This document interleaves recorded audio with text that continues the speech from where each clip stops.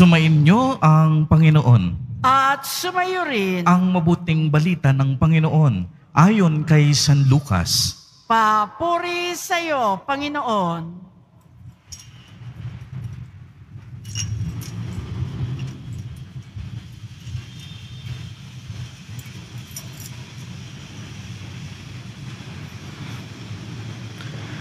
Si Maria ay nagmamadaling pumunta sa isang bayan sa kaburulan ng Huda.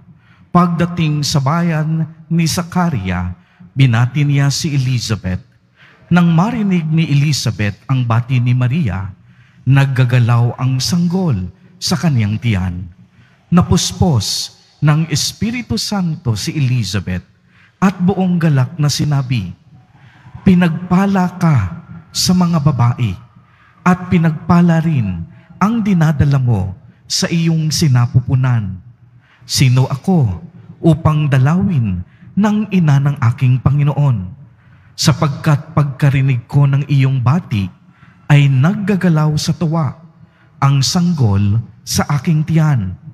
Mapalad ka sapagkat nanalig kang matutupad ang ipinasabi sa iyo ng Panginoon." At sinabi ni Maria, "Ang puso ko'y nagpupuri sa Panginoon at nagagalak ang aking espiritu dahil sa Diyos na aking tagapagligtas, sapagkat nilingap niya ang kaniyang abang alipin at mula ngayon ako'y tatawaging mapalad ng lahat ng salinlahi dahil sa mga dakilang bagay na ginawa sa akin ng makapangyarihan. Banal ang kaniyang pangalan.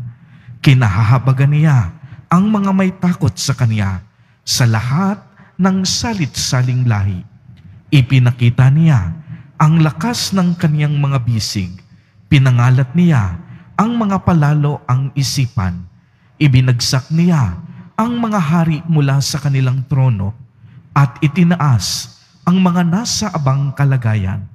Binusog niya ng mabubuting bagay ang mga nagugutom at pinalayas niyang wala ni anuman ang mayayaman.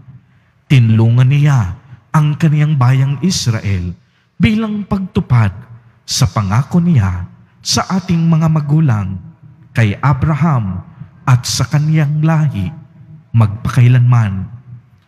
Tumira si Maria kina Elizabeth ng may 3 buwan at saka umuwi. Ang mabuting balita ng Panginoon. Pinupuri ka namin, Panginoong Heso Kristo. Magsiupo muna po ang lahat.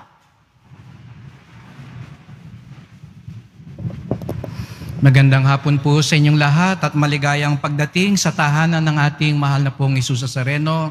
Binabati din natin ang mga kasama natin online, lalo na po mga may sakit at ang mga nag-aalaga sa may sakit at mga kababayan, mga kadeboto natin mula sa iba't ibang panig ng bansa at daigdig na nais sumama sa pagdiriwang ng ating banal na misa dito sa ating simbahan sa Quiapo, sa Basilica Minor at Pambansang Dambana ni Jesus Nazareno. Bigyan natin ng papuri, parangal at pasasalamat ang ating minamahal na Nuestro Padre Jesus Nazareno. At batiin nyo nga yung katabi nyo ng Happy Fiesta. Tanungin nyo ako, bakit fiesta ngayon? Hindi naman January 9, no? Hindi naman June 24. Sapagkat dito din sa ating sa Quiapo, hindi lang natin ipinagdiriwang ang kapistahan ng pagkakaakyat sa langit ng ating mahal na ina, ngunit natatangi at dito lang ito sa Quiapo ay ipinagdiriwang din natin ang mahal na ina sa isang kakaibang titulo, Nuestra Señora de la Buena Hora. Dito lang siya matatagpuan sa Quiapo. Kaya palakpakan din natin ang ating mahal na ina. Buena Hora, sa magandang panahon, sa tamang panahon. At ito ay pinagdiriwang natin sapagkat ito'y naipanumbalik sa matagal na panahon, nakaligtaan na meron palang ganitong debosyon dito sa Quiapo. At ang naging susi para maibalik siya dito, akala ko imahe lang ni San Juan Bautista ang bumalik sa Quiapo. May nagbalik. Siya ho ang dahilan bakit narito at nirevive natin ang debosyon sa Nuestra Señora de la Buena Hora. Ang nagbabalik, ang ating pinakamamahal na dating kura at rektor, Monsignor Ding Coronel. Palakpakan natin si Mons. Welcome back. Mula sa malayong lugar ng Yukon, Canada, nagmi-mission po siya. Naiinitan siya ngayon dito sa atin dahil sanay siyang malamig, no? At nalulula siya sa maraming tao dahil nasasanay siyang mag-isa doon. Kaya pagdasal po natin si Monsignor Ding, siya po yung nandito, nagbabakasyon lamang ng isang buwan at nawa ang kanyang pagmimisyon doon at doon pinapalaganap din niya ang debosyon sa mahal na pong Jesus Nazareno. Siguro sisimulan din niya ang debosyon sa Buena Hora doon sa Canada. Kaya Monsignor Ding, all the best, no? At enjoy your vacation. At ngayon din, no, ay ika-1 taon na ho mula nung dumating siya rito, tunang nagmisa bilang parochial vicar ni Father Hans. Magduro lang, kaya happy first year anniversary, Father Hans. Ayan. 1 year ago po nung siya ay tumuntong at nagmisa dito, si Monsignor Ding pa ang nag-welcome. Bukas naman ay ika-1 taon ni Father Robert Arellano, LRMS. Ayan. Ayan ho. Kami ho ni Father Jonathan, sa 1 buwan pa ho kami mag-1 taon. Kaya wala muna. No? Reserva nyo muna ho yun. No? Hindi pa ho kami nakaka-1 taon. Nung isang araw ay kausap ko ang aking tatay at excited na excited po siya. Tinanong ko siya, bakit ka excited? Sabi niya, mag-uumpisa na yung FIBA, no? Yung basketball, at inaabangan niya ang Gilas, no? Pilipinas. No? Sabi niya, andito na si Jordan Clarkson. Sabi niya, sana manalo tayo, maging kampiyon tayo. Lagi siyang ganoon kapag may basketball, boxing, o iba pang mga laro, lalo na nagiging kinatawan ng bansa. At di lang minsan ko siya binibiro, sinasabi ko sa kanya, masyado ka naman, kasi minsan pag natalo talagang tatawagan ako ng kapatid ko dahil depressed yung tatay ko. No? Nung nalala ko nung natalo si Yulo, no? Si Palad, no? Ay malungkot na malungkot siya. Nung nanalo si Heidelin Diaz, ang saya-saya niya. Kaya binibiro ko siya, sabi ko, bakit naman masyado mong dinidibdib? No? Yung pagkatalo nila. Tapos sabi ko, biniro ko, oo nga, may incentive sila. Ewan ko ngayon pag nag-champion ng Gilas kung ano ang kanilang incentive. Pero sabi ko, hindi ka naman kilala ng mga yan. Hindi ka naman babalatuhan ng mga yan. Wag mo masyadong dibdibin. Hindi ka naman maambunan ng grasya nila pag sila'y nagtagumpay. Pero sabi ng tatay ko, hindi nga siguro, pero ang panalo nila, panalo din natin. Ang tagumpay nila, tagumpay din nating mga Pilipino. Di ho ba? Kung natutuwa tayo na ang tagumpay ng kababayan natin ay tagumpay din natin, ang kaligayahan ng kakilala natin, kasamahan natin, ay kaligayahan din natin, di ba't lalo tigit tayong dapat magalak sa tagumpay ng mahal na ina natin? Dahil ang tagumpay niya ay tagumpay din natin. Ang gantimpala niya ay gantimpala din natin. At yan ang ipinagdiriwang natin ngayon. Hindi lang ito para sa mahal na ina. Minsan inaakala ng ating mga ibang kapatid, tayo mga Katoliko masyadong OA sa pagpaparangal sa mahal na ina. Hindi nila naiintindihan na hindi lang ito para sa mahal na ina. Sa katunayan, sa pagpaparangal natin sa mahal na ina, mas kinikilala natin ang biyaya ng Diyos. At sa pagpaparangal sa mahal na ina, ipinapaalala din sa atin ang ating ding sariling hantungan. Ulitin ko, ang tagumpay ni Maria, tagumpay din natin. Hindi ito inimbento ng simbahan. Bakit nga ba? Bakit iniakyat si Maria sa langit? Alam niyo po, may 4 daw pong tinatawag natin dogma o katotohanan tungkol kay Maria na dapat nating paniwalaan. Yung mga aparisyon, kung ayaw niyong maniwala, walang pipilit sa inyo. Hindi ho kailangan. Pero may 4 na turo sa mahal na ina na tayong mga Katoliko pinaniniwalaan natin. Hindi mo pwedeng sabihing optional o pwedeng hindi. Ang una daw na katotohanan ay si Maria ang ina ng Diyos. Pinagdiriwang natin to tuwing January 1. Mary, Mother of God, na siya ang ina ni Jesus Nazareno, taong totoo at Diyos na totoo, sapagkat siya'y pinili ng Diyos. Sa kasaysayan, hindi pa siya ipinapanganak, pinili na siya para siya ang maging daan para iluwal ang tagapagligtas. Ina ng Diyos. At dahil siya'y ina ng Diyos, ina ng kalinis-linisang si Jesus Nazareno, naturalmente kailangan siya rin malinis. Dapat siya'y karapat-dapat nasisidlan ni Jesus na tagapagligtas at anak ng Diyos. Kaya't ang ikalawa nating pinaniniwalaan, ang tinatawag nating Immaculada Concepcion, na ang ibig sabihin, hindi kailanman nabahiran ng kasalanan si Maria mula pa nung siya'y nasa sinapupunan ni Santa Ana. Pinagdiriwang natin ito tuwing December 8. Walang kasalanan sa simula't sa pulpa. Bakit? Dahil kailangang maging karapat-dapat siya. Hindi ito tungkol kay Maria. Hindi dahil karapat-dapat siyang maging malinis.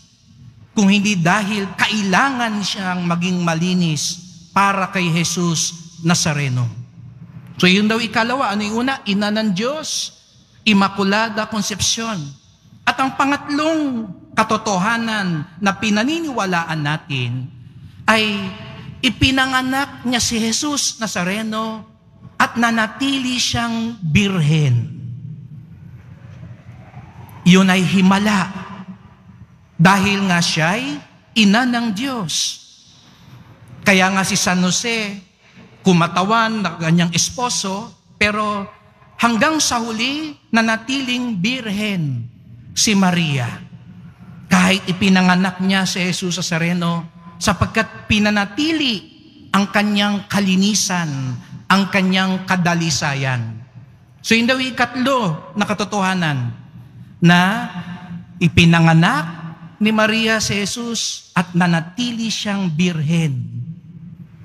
At ang ikaapat, dahil nga hindi siya nabahiran ng kasalanan, hindi siya naggupi ng kasamaan, hindi siya nadumihan,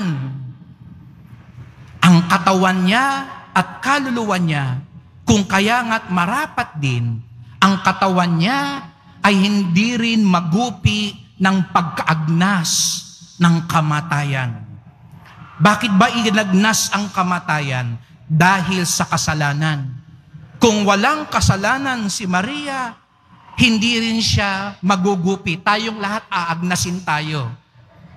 Dahil may kasalanan tayo. Pero si Maria, dahil hindi siya nadapuan ng kasamaan, marapat lamang, minarapat dahil sa awa ng Diyos. Hindi dahil sa Kanya. Walang lakas si Maria sa sarili niya. Ang lahat ng nangyayari kay Maria ay dahil lamang sa awa at biyaya ng Diyos. Kaya nga, si Maria, sa kanyang pagkamatay, iniakyat siya, katawan at kaluluwa, sa langit. Agad-agad, sapagkat siya ang ina ng Diyos, sapagkat hindi siya nabahira ng kasalanan, sapagkat nanatili siyang tapat sa Diyos. At ang magandang balita, mga kapatid, ang nangyaring tagumpay kay Maria, ang makaakyat sa langit, ay mangyayari din sa atin. Siguro nga, sabi ko kanina, maagnas tayo, nagupi tayo ng kasalanan, pero may pag-asa pa. Kung katulad ni Maria, tayo'y magiging tapat sa kalooban ng Diyos, darating din ang tamang panahon, ang buena ora, ang tamang panahon na tayo rin makakasama niya sa tahanan ng Ama. Kaya masaya tayo, nagpipiesta tayo, dahil nauna lang ang mahal na ina. Sabi nga ni Monsignor din kanina sa misa niya, di ba? Ang ina, pag nag-aantay sa tahanan, dahil yung anak nagbubulakbol pa, no? Nagagala pa, yung anak naligaw, yung anak ayaw pang umuwi, nag-aantay si Maria. Hindi niya sinolo ang langit. Hindi lang para sa kanya ang langit, kundi para sa atin. Pero tandaan din natin mga kapatid, ang pumanik sa langit, katawan at kaluluwa. Kaya ang maganda ring aral ng kapistahang ito, pahalagahan din natin ang katawan at kaluluwa. Kasi ang papanik sa langit, hindi lang kaluluwa mo o kaluluwa ko, pati katawan natin. Darating ang panahon, luluwalhatiin din ang katawan natin kasama ng kaluluwa. Kaya nga tayo sa simbahan, pinahalagahan natin ang katawan. Malusog tayo, nag-iingat tayo, di ba? Nung nitong pandemya, pinangangalagaan natin. Hindi pag may lumapit sa yung isang tao, di ba? Pag may lumapit kay Father Hans, kada Sister Mary sa SDM, nagugutom po kami. Hindi nila sabihin, pagdarasal ka namin, magdasal ka na lang ng isang rosaryo. Hindi. Di ba? Galing po sila kahapon sa ang ating mga kinatawan sa Quiapo sa Talim Island para magdala ng tulong doon sa mga nasalanta. Sa darating na linggo, pupunta po sa Mayon para sa mga apektado ng Bulkang Mayon. Dito sa Quiapo, napakalakas ng hindi lang ng debosyon, kundi ng misyon para makatulong sa mga may sakit, sa mga nagugutom, sapagkat mahalaga din ang katawan. Hindi natin sasabihin sa taong, magdasal ka lang, kahit di ka kumakain. Hindi. Dahil mahalaga ang katawan, tinutugunan din natin ang pangangailangan ng katawan. Ginagalang natin ang katawan. Kaya tutol tayo pag nambubugbog ka ng asawa mo, ng anak mo. Kaya tutol tayo pag patayan na lang ng patayan. Sakitan na lang ng sakitan. Kasi pag ginagawa natin yon, wala tayong galang sa katawan. Ang katawan natin ay templo ng Espiritu Santo. Yung katawan ni Maria naging sisidlan ni Jesus sa Nazareno. At tuwing tayo nangungumunyon, yung katawan natin nagiging sisidlan din ng Diyos. Kaya igalang natin ang ating katawan.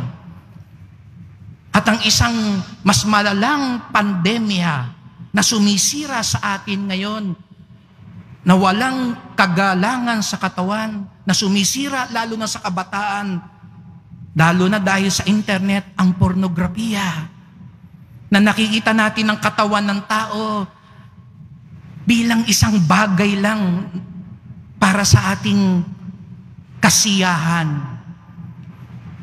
Hindi tayo sang-ayon doon. Dahil ginagalang natin ang katawan ng kapwa natin. Hindi natin tinitignan ang katawan bilang isang pang-entertainment o para sa pangangailangan lang ng laman. Ginagalang natin ang mga kababaihan, lalo na ang mga bata. Yun ang ibig sabihin ng pinagdiriwang natin ngayon. Pinapahalagahan natin ang katawan. Ngunit mga kapatid, hindi lang din nagtatapos sa katawan. Kaya nga, ano ang pumanik sa langit? Katawan at kaluluwa. Kaya bukod sa katawan, pangalagaan din natin ang kaluluwa. Kaya nga, pag nagbibigay tayo ng pagkain, tinuturuan din magdasal ng katekismo. Kaya pag dito sa ating simbahan, pinag-aayos natin ang liturhiya, sapagkat mahalaga din ang kalusugan ng kaluluwa. Di ba nitong pandemya, huwag ka lang matakot sa nakakalungkot kung takot na takot ka sa virus, pero hindi ka takot sa kasalanan. Mas nakakatakot to ang kasalanan. Ang virus, mawawala din. Pero kung kakainin ka, sisirain ka ng kasalanan, ang buhay na walang hanggan, ang kalangitan na sana nakalaan sa atin, ang mawawala sa atin. Kaya nga mga kapatid, kung pinapaganda mo ang mukha mo, sikapin mo rin naman pagandahin ang kaluluwa mo. Huwag lang panay paganda ng mukha. Kung pinapalakas mo ang katawan mo, palakasin mo din naman ang kaluluwa mo. Kung inaasa mo ang kalusugan, asamin mo din ang kaligtasan. Sapagkat sa bandang huli, ang ating tadhana, katulad ni Maria, ay ang makapiling si Jesus Nazareno sa langit, katawan at kaluluwa. Kaya't magdiwang tayo ngayong araw na ito. Magsaya tayo para kay Maria, ngunit magsaya din tayo para sa bawat isa sa atin, sapagkat nauna lang si Maria. At kung meron mang nagdadasal, nagnanais na makarating din tayo sa kanyang kaluwalhatian, walang iba kundi ang mahal na ina, sapagkat ang tagumpay ni Maria ay tagumpay din natin. Amen.